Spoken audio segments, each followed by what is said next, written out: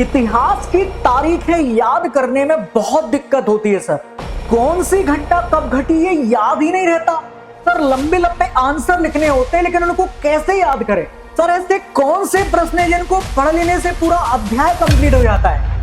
तो मेरे प्यारे एमपी बोर्ड कक्षा 12वीं के 8 विषय के बच्चों, मैं आप सभी लोगों की इन समस्याओं के समाधान के लिए लेकर आया हूं इतिहास विषय का ये महत्वपूर्ण वीडियो, जिसमें आपको मैं बताऊंगा कि 4 नंबर वाले जो क्वेश्चंस होते हैं ये कौन कौन सी यूनिट से आने वाले हैं। और अगर आपने ये पूरा वीडियो देख लिया तो 4 नंबर वाला एक भी प्रश्न आपका गलत नहीं होगा। साथ में आपको यह भी पता चलेगा कि ऐसी कौन कौन सी यूनिट्स हैं जहां से ये 4 नंबर वाले प्रश्न आपको पूरे पूरे नंबर दिला सकते हैं। तो चलिए इन्हीं समस्याओं के समाधान के लिए अपन चलते हैं पहले प्रश्न की तरफ कि कौन सी यूनिट का कौन सा प्रश्न ऐसा है जिसमें आप लोगों को परीक्षा में जरूर ये देखने को मिलेगा और आपसे ये गलत भी नहीं होगा। तो चलिए सबसे पहले हम पहले प्रश्न की ओर चलें और यहां पर इकाई 1 जब हम हड़प्पा सभ्यता के बारे में बात करते हैं, यानी कि आपने ईंट मनके वाली वो यूनिट देखी होगी, उसमें एक सेक्शन है हड़प्पा सभ्यता की विशेषताएं। अगर इस टॉपिक विशेष की हम बात करते हैं तो यहां से आप देखेंगे कि क्या आप इस तथ्य से सहमत हैं कि हड़प्पा सभ्यता के शहरों की जल निकासी प्रणाली नगर नियोजन से संबंधित संकेत करती है। इसके उत्तर के कारण बताइए। ये एक प्रश्न हो गया जो विशेषताओं से संबंधित है। इसके साथ ही मोहनजोदड़ो की प्रमुख विशेषताओं का वर्णन कीजिए, यानी कि दोनों की दोनों प्रश्न जो है ये आपस में इंटर रिलेट करते हैं। दोनों में ही आपको हड़प्पा सभ्यता की विशेषताओं के बारे में ही बताना है यहां पर। इसके बाद हम बात करते हैं ये यूनिट में अगर आपने इन दोनों के दोनों क्वेश्चंस पर फोकस कर लिया, इनको पढ़ लिया अच्छे से, और ये सारे काम मैं आप लोगों को करवा के दूंगा हमारे संभव बैच में। क्या है संभव बैच, उसको जानने के लिए कुछ देर और रुकिएगा। इसके बाद हम यहां बात करते हैं बच्चों इकाई नंबर 2 जो महाजनपद काल से संबंधित है, जिसमें आप आरंभिक राज्यों के बारे में पढ़ते हैं। यूनिट का हमारी नाम है। यहां पर आपको याद रखना है कि मगध वाला पूरा का पूरा साम्राज्य और महाजनपद, इन दोनों टॉपिक्स को अगर आपने पढ़ लिया अच्छे से, इन क्वेश्चंस को अच्छे से याद कर लिया, इनके आंसर्स को पढ़ लिया, कैसे आंसर फ्रेम करेंगे यह भी मैं आपको बताऊंगा। इनसे संबंधित प्रश्न आप देख सकते हैं 2023 और 2025 में पूछे गए हैं, यानी कि मगध की विशेषताएं, महाजनपद काल के बारे में जानकारी जो है, एक दो प्रश्न यहां से आपको देखने को मिलते हैं। हर एक साल में कभी ना कभी ये प्रश्न आया ही है।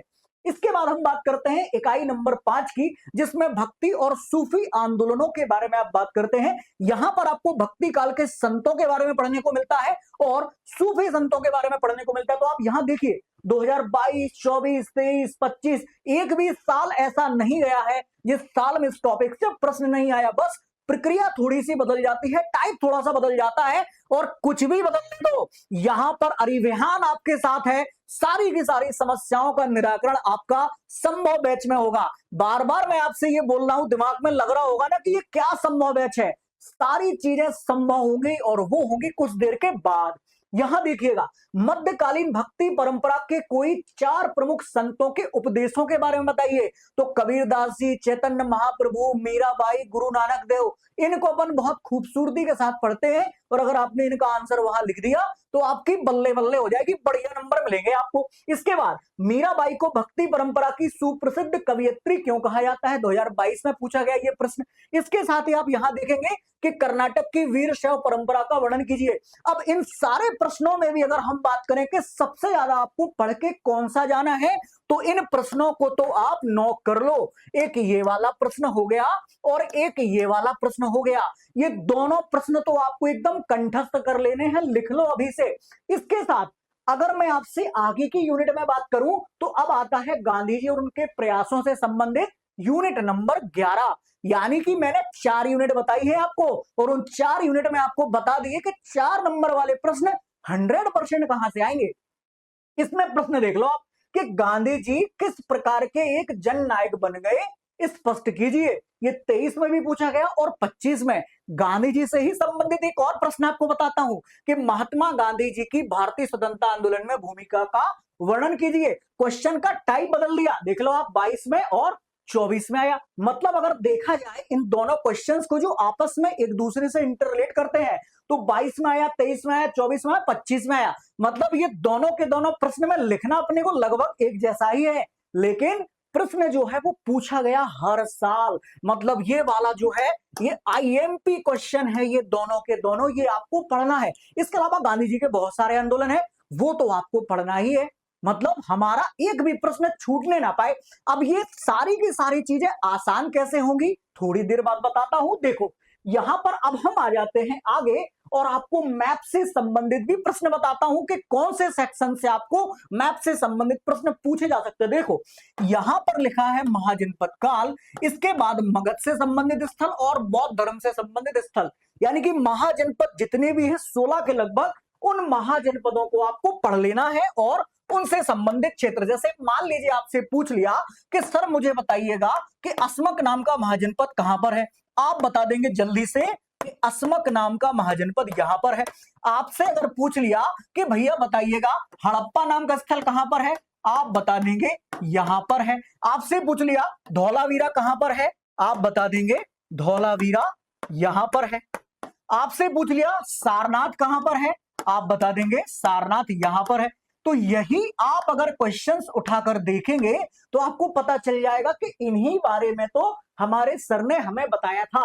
तो महाजनपद काल से संबंधित, मगध से संबंधित, बौद्ध धर्म से संबंधित जो भी स्थल हैं और हड़प्पा से संबंधित भी जो स्थल है, उनको अगर आपने अच्छे से देख लिया तो आपके सारे के सारे क्वेश्चंस मैप वाले भी बन जाएंगे। अब हम यहां पर आपको किस तरीके से ये सारी चीजें खूबसूरती से बताएंगे, इसको लेकर बनाया गया है हमारा संभव बैच।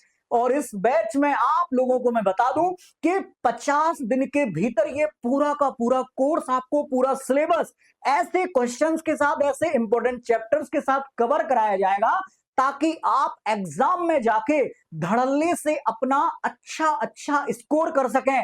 किसी भी प्रक्रिया में अगर आप हो, अगर आपके नंबर कम आ रहे हैं तो आप अच्छे से अच्छे नंबर गेन कर सके, बेहतर परसेंटेज बना सके, इसके लिए बनाया गया है हमारा ये संभव बैच।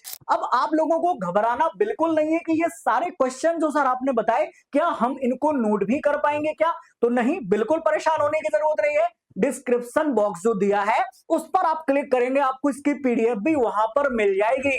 तो ये हमारा संभव बैच आप सभी बच्चों के लिए बनाया गया है ताकि आपने अगर अभी भी तैयारी को शुरू नहीं किया तो बिल्कुल भी देर नहीं हुई है। अगर आप अरिविहान के प्लेटफॉर्म से जुड़ गए तो घबराने की जरूरत नहीं है, हर असंभव चीज होगी संभव संभव बैच के साथ। मिलते हैं हम अगले वीडियो में। ऑल द बेस्ट, भारत माता की जय।